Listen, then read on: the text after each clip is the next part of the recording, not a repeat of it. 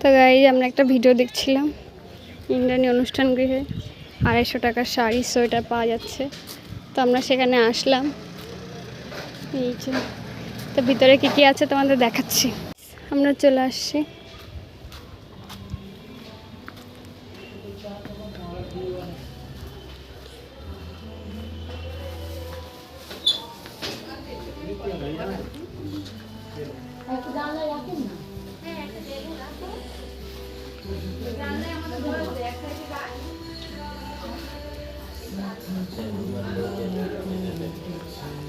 সব 250 টাকা, সব 250 টাকা।